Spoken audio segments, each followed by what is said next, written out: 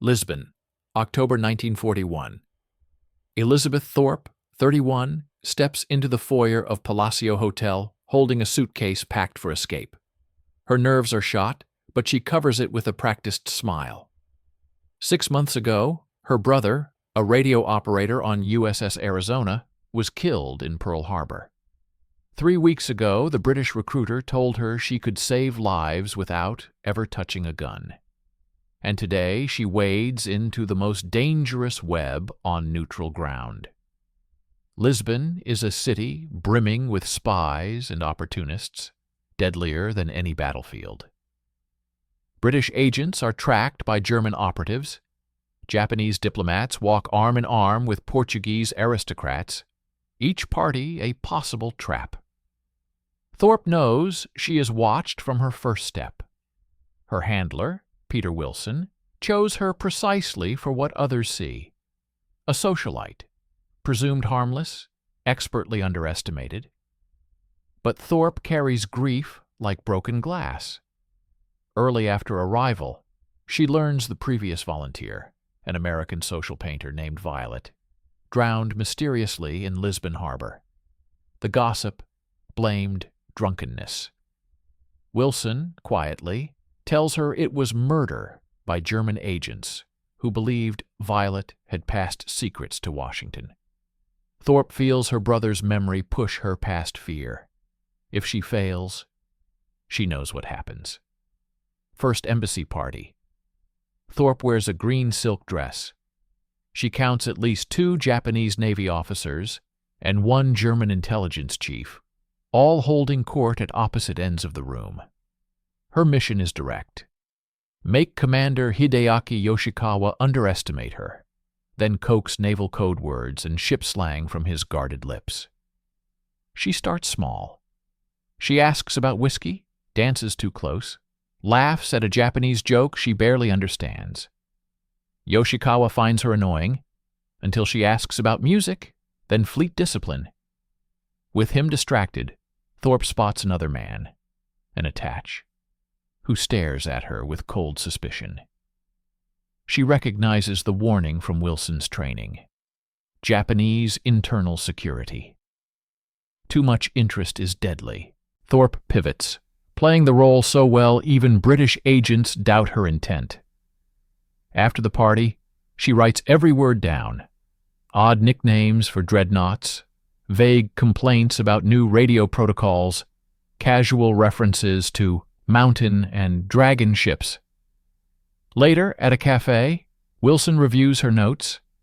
He quietly admits a single slang term matched an intercepted code fragment, unlocking a dozen unread Japanese fleet transmissions about submarine movements near Midway. Days pass. Thorpe attends more parties, collecting fragments and keeping her cover. One night, a Japanese agent begins following her in the street. She nearly panics, but holds to Wilson's instructions. Never run. The agent disappears after half a block. That night, Thorpe burns her notes, reeling from the truth. Every social call holds real danger. The British cryptographers decode another string of messages. The fleet shifts. Lives are saved thousands of miles away. All because she kept smiling while walking a knife's edge. For Thorpe, every conversation could be the last. For Allied codebreakers, she is the missing piece they never expected. November 1941. 2 weeks after Thorpe's first party with Commander Yoshikawa, and the stakes have changed completely. British intelligence intercepts a Japanese diplomatic cable, hinting at imminent action in the Pacific. No one knows where or when, but cryptographers in London are desperate for any fragment that might unlock JN-25B, the naval code hiding Japan's war plans. Thorpe receives new instructions from Wilson. Stop gathering background intelligence. Start pushing for operational details. Ship movements. Code terminology. Anything about upcoming deployments. It is more dangerous, more obvious. And if she makes one wrong move, Japanese counterintelligence will know exactly what she is doing. Wilson meets her in a darkened alley behind a fish market. His face is grim. We think the Japanese are planning something massive. Pearl Harbor, the Philippines, maybe both. Our cryptographers can read fragments of JN-25, but not enough. They need context. Slang for battle formations. Nicknames for fleet commanders. The kind of details that only come from casual conversation with people who actually use the code. Thorpe feels her stomach tighten. You want me to ask a Japanese naval officer about upcoming military operations without making it sound like I am asking about upcoming military operations? Yes. That is impossible. Then a lot of people are going to die, including your countrymen. Thorpe thinks about her brother, about the last letter he sent before Pearl Harbor, complaining about boring radio watch shifts and how nothing ever happened in Hawaii. She wonders if he would still be alive if someone had done this job better 6 months ago. What if Yoshikawa realizes what I am doing? Wilson does not sugarcoat it. Then you disappear. The Japanese do not arrest foreign spies in neutral countries. They just make them vanish. We will find your body in the Tagus River 3 weeks later, if we are lucky. If we are not, we will never find you at all. That night, Thorpe attends another embassy reception. This time, the Japanese section of the room feels different. Tense. Officers cluster in tight groups, speaking in low voices. Something is happening. She can feel it. Yoshikawa is there, but he is distracted. He barely acknowledges her greeting. Thorpe pushes anyway, using the same flirtatious approach that worked before. You look stressed, Commander. Are your superiors working you too hard? Yoshikawa glances at her, then looks away. Apologies, Miss Thorpe. It has been a busy week. Navy business? Always Navy business. She laughs, light and careless. I suppose that is the nature of war. Though I imagine your fleet must be quite active right now, with all the tensions in the Pacific. Are your ships constantly moving around, or do they have regular patrol routes? It is too direct. She knows it the moment the words leave her mouth. Yoshikawa stiffens slightly, and his eyes narrow. For 3 seconds that feel like an eternity, he studies her face.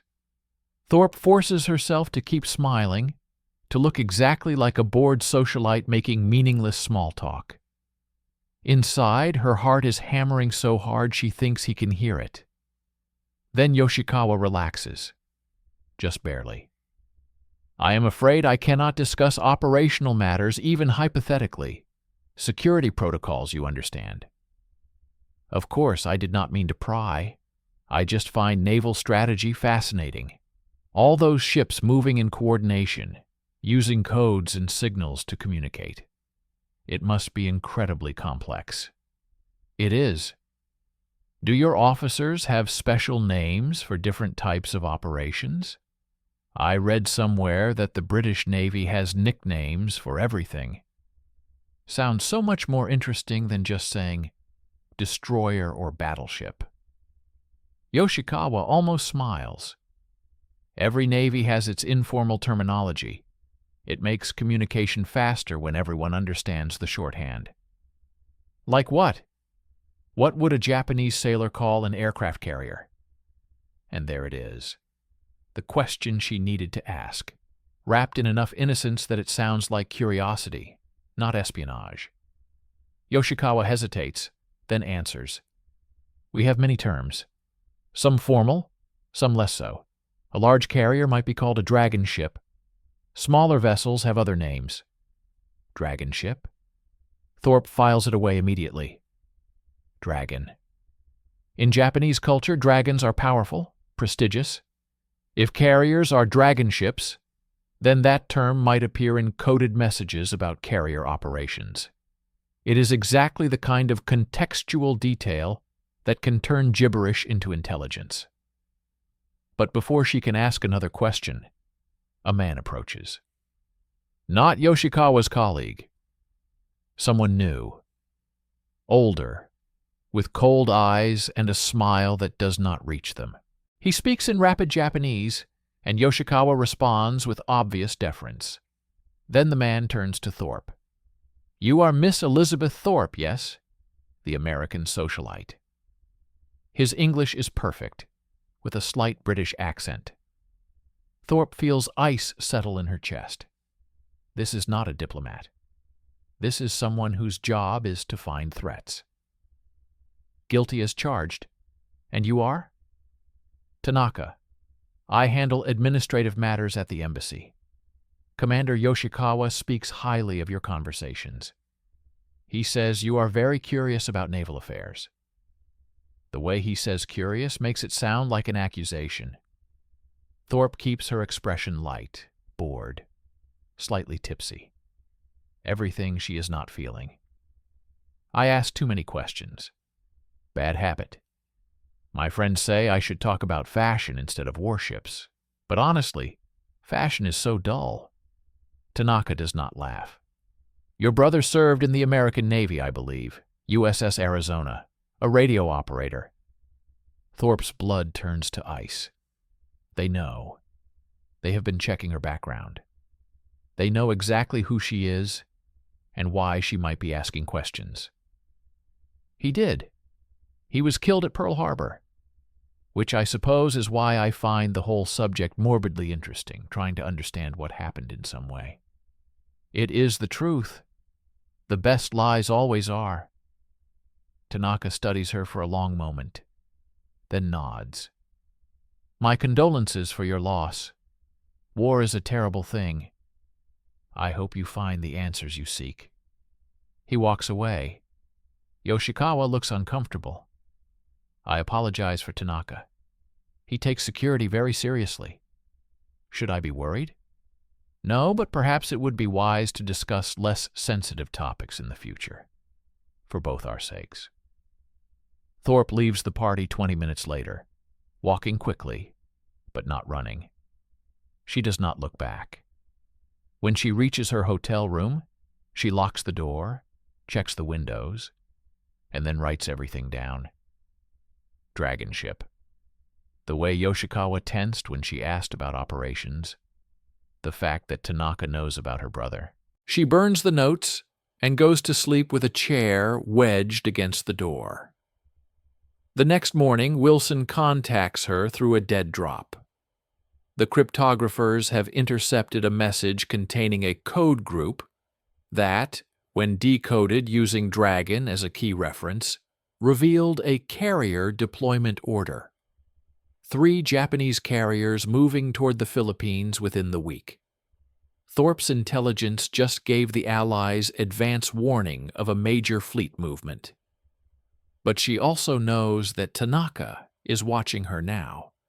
One more suspicious question, one more coincidence, and she is dead. The butterflies flying closer to the flame, and the fire is getting hotter. December 3rd, 1941. The pressure is suffocating. Japanese forces strike across the Pacific, and Lisbon's diplomatic scene thickens with paranoia.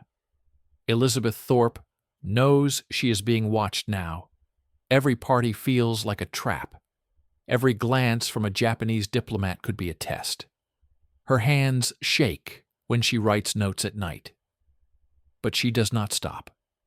Lives are on the line, and her own survival depends on staying exactly who everyone thinks she is. Thorpe adapts her approach, collecting intelligence out of order, mid-conversation, sometimes entirely by accident. She listens for offhand remarks about new ship deployments, the quirks of admirals, codebook routines, and operational slang. Little things. How a captain refers to his destroyer, the meaning of a midnight dragon, the patterns in officers' jokes. She remembers Wilson's warning. Context breaks codes, not just passwords. She catalogs nicknames, laughs at inappropriate jokes, memorizes detail after detail. One evening, she is invited to a Japanese New Year dinner. The gathering is intimate, an attaché, 2 diplomats, herself, and Tanaka, the security chief, who suspects her motives. Thorpe plays her part perfectly, sharing trivial American gossip, shifting talk to travel, to ships, to naval decorations. A diplomat brags about the mountain ships soon to be honored at Tokyo Bay. Thorpe laughs, feigning confusion, and asks how sailors keep secrets from their wives. Tanaka remarks about loyalty, then stares at her, as if daring her to say too much. The dinner turns tense when Tanaka signals a staff member, who discreetly gestures for Thorpe to join him in the hall. Away from the group, Tanaka asks again why she cares so much about Navy matters. Thorpe sticks to her story, her brother, Pearl Harbor, delivers it with sorrow, masking unease. Suddenly, Tanaka mentions the American painter Violet, the woman who vanished weeks ago. She was careless, he says, and Lisbon is not kind to careless guests. Thorpe's heart races. Back inside, she presses for nothing else. She realizes every line she walks is razor thin. At home, she writes the details down, then tears up the notes, memorizing instead. British cryptographers later confirm her mountain ship's conversation matches encrypted messages and schedules for heavy cruiser deployments. A joke about midnight dragons lines up with a planned night operation in the Indian Ocean. For the first time, cryptographers decrypt not just a message, but entire patterns: timing, formation, nicknames, routes. Naval traffic becomes visible like never before. Meanwhile, Thorpe wakes every morning convinced she will not last through the week. Tanaka is watching closer. She finds a letter slipped under her hotel room door. Curiosity is dangerous in Lisbon. Be careful who you ask. No signature. Thorpe keeps working. There is no other choice. Each coded word, each pattern extracted from party talk, changes the shape of the war. For Wilson, she is the indispensable source. For Tanaka, she is now close to exposure. The codebreakers see their progress accelerating. Southeast Asia convoys, new carrier deployments, messages no longer obscure. All because someone listened, remembered, and risked her life every day on the thin edge between laughter and death. January 1942. Washington, D.C. Inside a nondescript building on Nebraska Avenue, a team of exhausted American cryptographers stares at a breakthrough they barely understand. For months, they have been grinding through intercepted Japanese naval messages, breaking maybe 15% of the traffic. Now suddenly, entire blocks of code are falling apart. Ship movements, battle orders, fleet deployments, all because of intelligence coming from a single source in Lisbon, a socialite named Elizabeth Thorpe. Commander Joseph Rochefort leads the team at Station Hypio, the Navy's cryptanalysis unit. He is brilliant, abrasive, and running on coffee and adrenaline. When the latest batch of decrypted messages arrives from Lisbon intelligence, he reads them twice, then calls his entire team into the operations room. Listen to this. We have been trying to decode this message for 3 weeks. It references a code group we could not identify. 0735. We thought it might be a ship name, a location, maybe an operation. But none of our attempts worked. Then yesterday, we received context from a source in Portugal. A Japanese naval officer used the term mountain ship in casual conversation. We ran that through our analysis, and 0735 translates to battleship Yamato. One word, one casual comment at a party. And now we can read 40 intercepted messages that reference that ship. The room erupts. 40 messages. Fleet movements. Fuel consumption reports. Maintenance schedules. All suddenly readable because someone in Lisbon listened to a drunk naval officer brag about his assignment. But Rochefort is not celebrating yet. He knows how fragile this advantage is. The Japanese change their code books every few months. When they do, everything the cryptographers have learned becomes useless unless they can rebuild the context fast enough. And context comes from human intelligence. From people like Thorpe, who risk their lives gathering fragments that mean nothing by themselves, but everything when combined. We need more, Rochefort says. Every nickname, every slang term, every piece of gossip about how Japanese sailors actually talk. Because the code is not just numbers, it is culture, and we cannot break culture with mathematics alone. Back in Lisbon, Thorpe does not know that her intelligence is changing the war. She only knows that Tanaka is closing in. She has not attended a Japanese party in 2 weeks because Wilson told her to go dark. Too dangerous. But going dark means no new intelligence, and no new intelligence means the cryptographers lose their advantage. On January 15th, Thorpe receives an urgent message from Wilson. The Japanese are planning a major operation. Cryptographers can read pieces of the traffic, but not enough. They need confirmation of target locations, timing, and fleet composition. And they need it within 72 hours. Thorpe knows what this means.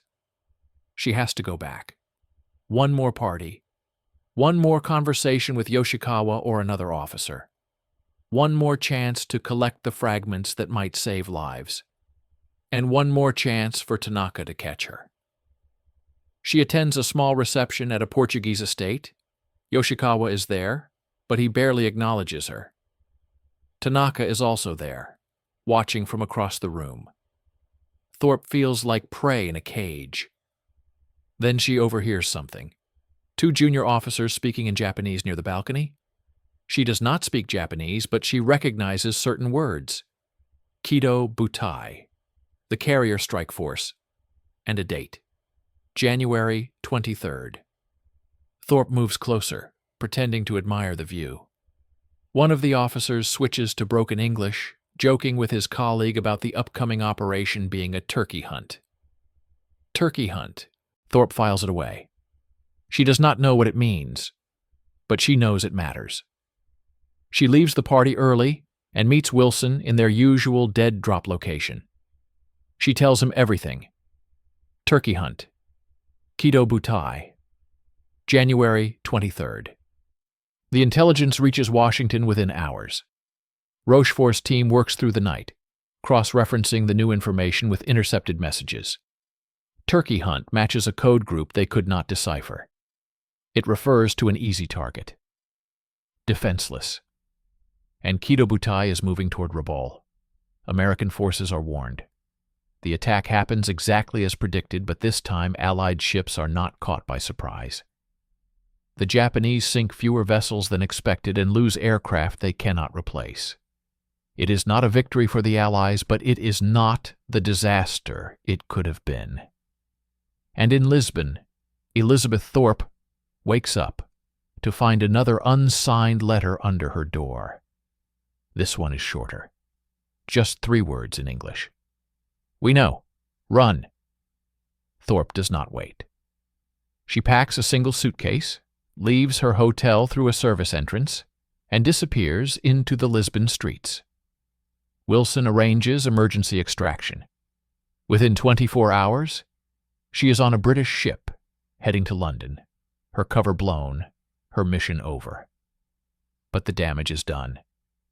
Not to her, to the Japanese. Because in the 6 months Thorpe spent collecting gossip at parties, she gave Allied cryptographers the context they needed to break JN 25 wide open. Ship names, operational slang, cultural references, all the small details that turned encrypted gibberish into readable intelligence. By the time the Japanese realize they have a leak, it is too late to fix it. The code has been compromised not by a spy stealing documents, but by a socialite asking the wrong questions at the right parties. And the Imperial Navy will never know how much their casual conversations cost them. Rochefort later estimates that the intelligence from Lisbon advanced Allied code-breaking efforts by at least 6 months. 6 months that meant earlier warnings about Japanese attacks. 6 months that meant more ships saved, more battles won, more lives preserved. All because someone listened January 23rd, 1942. Japanese forces sweep into Rabaul, launching a massive assault that overwhelms the small Australian garrison and paves the way for further advances in the Pacific. Most of the world sees only a string of retreating allies and headlines about military disaster. What no one knows is that, behind the scenes, codebreakers at Station Hypo and Bletchley Park have been reading Japanese naval messages faster than ever before. Hidden in these decoded signals are details that saved convoys, redirected Allied ships, and blunted the force of the Japanese offensive. Elizabeth Thorpe arrives safely in London, smuggled out of Lisbon with barely an hour's warning. She is interrogated briefly by British intelligence, but her status as a non-professional and an amateur spy keeps her off any official reports. There are no medals, no recognition, and no one from her old life will ever know what she did. To most, she is still just a glamorous socialite who happened to be in the right place at the wrong time. At Bletchley Park and Washington's code-breaking centers, analysts gather to review the latest breakthrough. Their work, unwinding months of encrypted Japanese traffic, has created a hidden map of the Pacific War. Fleet orders, operation code phrases, ship nicknames, and slang. All the context acquired from Thorpe's high-risk conversations form the connective tissue that brings the Japanese war machine into focus. Those details directly inform operational planning. The Americans brace for the attack on Rabaul and lose fewer ships than expected. They adjust engagement strategies for upcoming battles, including Coral Sea and Midway. Fleet commanders receive warnings believed only because the context fits the Japanese encrypted orders so perfectly. Thorpe begins a new, quieter life in London. Sometimes she reads about ship movements or Allied victories in the newspapers and recognizes traces of her work in every line. Peter Wilson visits once, months later, bringing news that her intelligence directly helped Bletchley Park predict carrier deployments, the very decisions that shifted the balance at Midway. In neutral Lisbon, rumors spread about the American socialite who disappeared so suddenly. Tanaka is transferred to another post. Japanese security never uncovers exactly who leaked so many details. And nobody suspects that a woman armed with questions and charm changed the course of the Pacific War. The codebreakers know the truth. When victory comes, they quietly toast the butterfly who helped turn whispers into weapons. In wartime history books, her name almost never appears. But the men and women who broke JN-25 understand.